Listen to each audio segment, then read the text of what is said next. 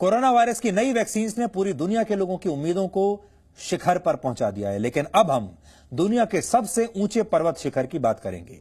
चीन और नेपाल ने मिलकर नए सिरे से माउंट एवरेस्ट की ऊंचाई को मापा है, नए सिरे से, और दावा किया है कि माउंट एवरेस्ट की ऊंचाई अब 86 सेंटीमीटर यानी करीब 3 फीट तक बढ़ गई है। यानी माउंट एवरेस्ट की नई ऊंचाई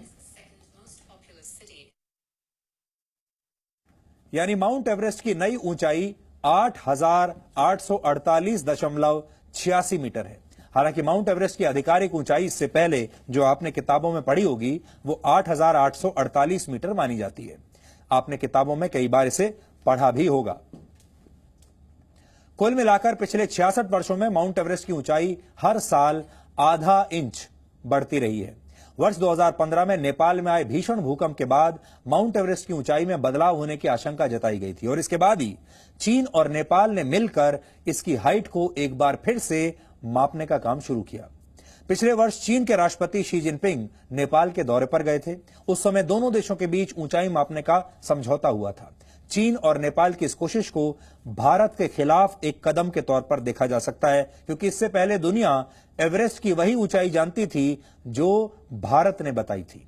वर्ष 1954 में सर्वे ऑफ इंडिया ने माउंट एवरेस्ट की ऊंचाई 8,848 मीटर मापी थी और पूरी दुनिया में अब तक इसे ही माउंट एवरेस्ट की आधिकारिक ऊंचाई माना जाता है। फिर वर्ष 1975 और 2005 में भी चीन एवरेस्ट की ऊंचाई मापने का दावा कर चुका है, लेकिन दुनिया सर्वे ऑफ इंडिया द्वारा मापी गई ऊंचाई को ही आधिकारिक ऊंचाई मानती रही है। इसलिए चीन ने इस बार नेपाल को अपने साथ ले लिया ताकि दुनिया उसके दावे पर यकीन कर पाए। This historic moment, after having measured and jointly proceed the survey data by the respective survey departments of our two countries, I am pleased to join Your Excellency to jointly announce the snow height of 8,848.86 meter as the new height of Mount Sagarmatha, Chomolungma.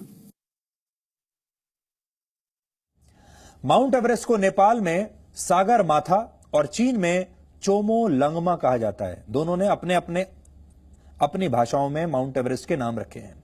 Mount Everest की ऊंचाई का आधिकारिक आकलन पहली बार British राज में survey of India द्वारा किया गया था। इस एजेंसी की स्थापना भारत का आधिकारिक मानचित्र बनाने के लिए की गई थी।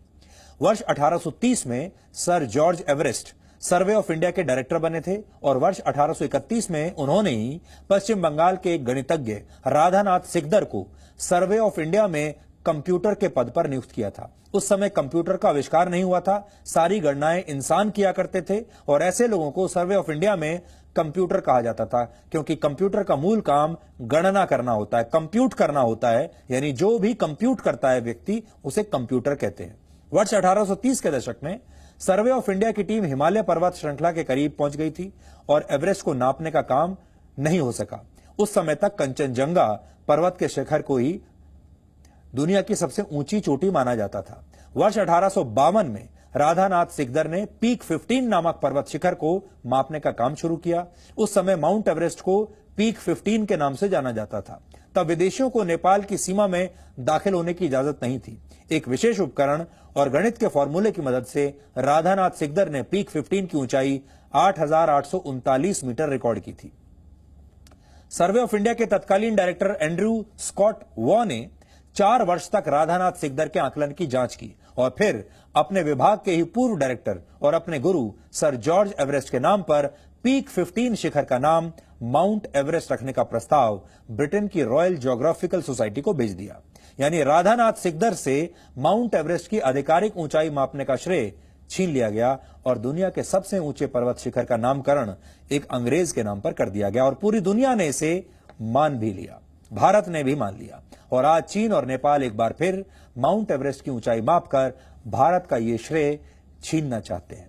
लेकिन हम पहले भी आपसे कह चुके हैं कि अब समय आ गया है जब माउंट एवरेस्ट का भी दोबारा नामकरण होना चाहिए और जिस व्यक्ति ने इस पर्वत शिखर को सबसे पहले मापा था उसके नाम पर इसका नाम रखा जाना चाहिए।